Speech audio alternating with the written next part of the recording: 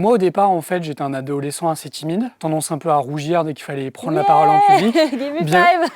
Et à ce moment-là, j'ai une ampoule qui s'éclaire et je me suis mis en fait à fouiller. J'étais passionné par tout ce qui était les mots. Le stress va s'engouffrer et ça va devenir un monstre petit à petit, de moins en moins domptable. Bonjour, je m'appelle David Jadard, je suis formateur en prise de parole. Qu'est-ce que ça veut dire? C'est que j'aide des professionnels dans des problématiques diverses et variées, et notamment comment prendre la parole sans stress devant 1 ou 1000 personnes. Comment on devient formateur en prise de parole? Alors il y a beaucoup de passion au départ, c'est pas un métier qu'on va rencontrer sur Indeed, donc j'ai commencé à me former, notamment via l'improvisation théâtrale. J'ai complété ma formation jusqu'à donc donner des formations en entreprise, dans les écoles ou auprès de particuliers. Je vois le début de ton parcours, c'est la suite du coup que je ne vois plus. En gros, tu t'es mis à faire de l'impro, t'as pris confiance et t'as commencé direct à bosser? Non, en fait, ça a été un petit peu plus complexe que ça. J'étais passionné par tout ce qui était les mots, le débat. Gamin, je lisais de la poésie, j'ai un bac littéraire, j'écoutais du rap, du slam, comme pas mal de jeunes aujourd'hui. Et en fait, en 2012, on a la conférence d'un bonhomme qui s'appelle Jean-Michel Roche, et il se présente en quelques mots, il nous dit voilà, mon métier, c'est d'accompagner des dirigeants du CAC 40 à la prise de parole en public.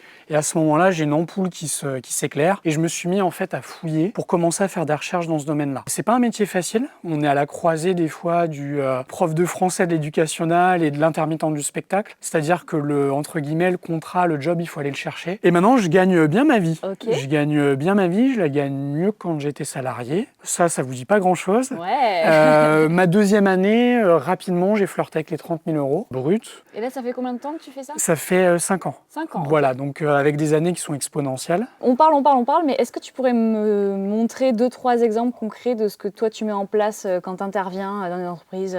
Ouais, avec grand plaisir. En fait, je peux me lever, je peux vous montrer en me levant? Oui. Ouais. Je me lève moi aussi? Si tu veux. Écoute, le très souvent, quand tu as un public de néophytes en prise de parole en public, pas du tout à l'aise avec ce sujet-là, pour présenter un sujet en réunion, en présentation, souvent les postures, ça va donner un peu ça.